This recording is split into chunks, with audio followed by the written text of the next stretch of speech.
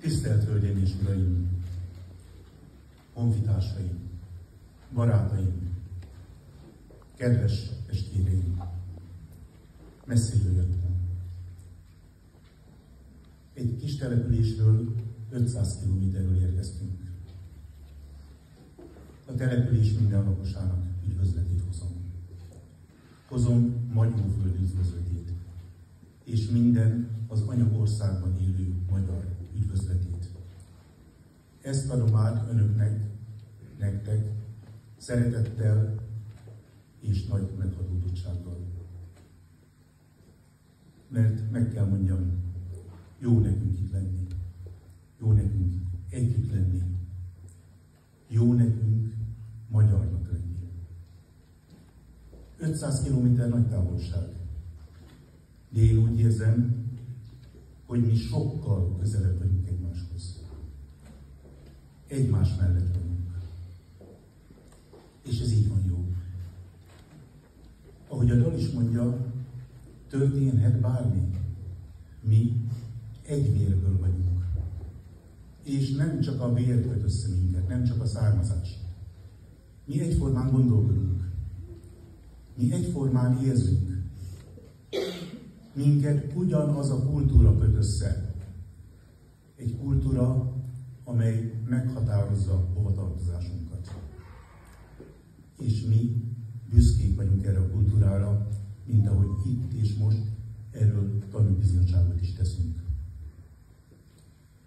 Az a magyar kultúra, amelyet egy nagyon régen, 1805-ben meghalt német ajkú polihisztor, költő megismert, aki tanulmányozta a magyar kultúrát, a magyar történelmet, a magyar sorsot, és ez a bizonyos Herder nevezetű illető azt mondta, hogy a magyarságnak nincsen jövője. A magyarság el fog pusztulni. A történelem süllyesztő színpadán a magyarság eltűnik majd. Nem lesz magyar föld.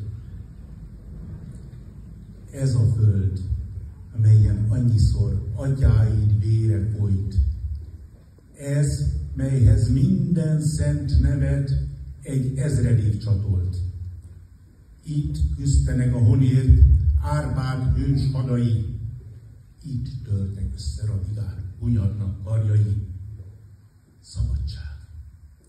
Itten hordozák véres zászlóidat, s elhultanak legjobbjaik a hosszú harc alatt. És valóban így történt. Ha Segesvár nevét mondjuk, minden magyarnak összefacsorodik a szíve. Könyvbe lábad a szeme. Éljen a határ egyik vagy másik oldalán. Mert Segesváron 1849. július 31-én valahol Fehéregyháza és Héjesfalva között, valahol az Ispánkútnál meghalt a nemzet költője. És nem sokára elbukott a szabadságharc is. Majd követte egy szörnyű megtorlás. És mire az ország fellélegzett volna, már jött az első világháború, és a világháború végén egy fekete dátum. 1920. június 4-e. Egy Párizs melletti Versailles kastélyban, melyet úgy hívtak, hogy Nagy Trianon, annak is az 55 méter hosszú nagy folyosóján aláírtak a győztes hatalmak egy egyezményt. Egy egyezményt, amely mindannyiunk sorsát meghatározza. Gondoljunk csak bele, Nagy Lajos király idején 325 000 négyzetkilométer volt Magyarország. Az első világháború előtt 360 000 négyzetkilométer. Az egyezmény után az új határokon belül 93 000. És még nem is a területvesztés a fájdalmas, hanem az, hogy a határokon kívül körülbelül 4 millió magyar maradt, akikkel továbbra is összeköt minket a kultúra, a nyelv, a hagyomány, a vér.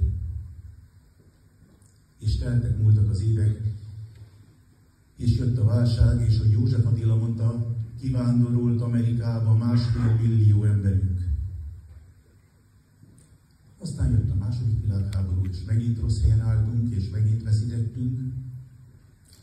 Aztán jött a vörös kommunizmusnak a fekete időszaka, és a mostani aktualitásokról talán már ne is beszéljünk.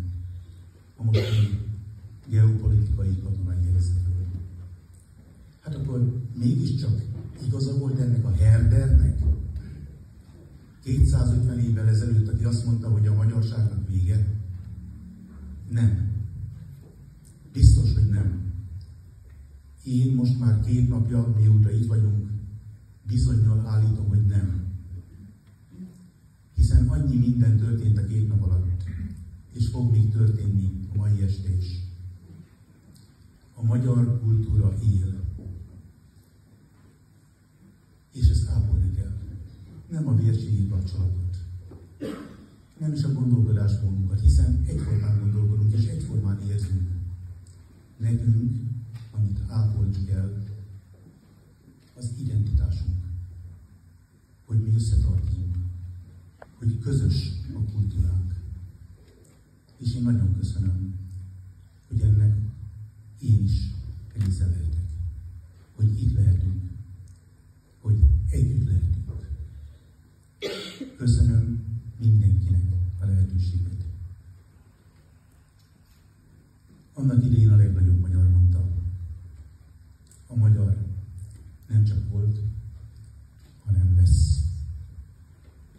Isten áldja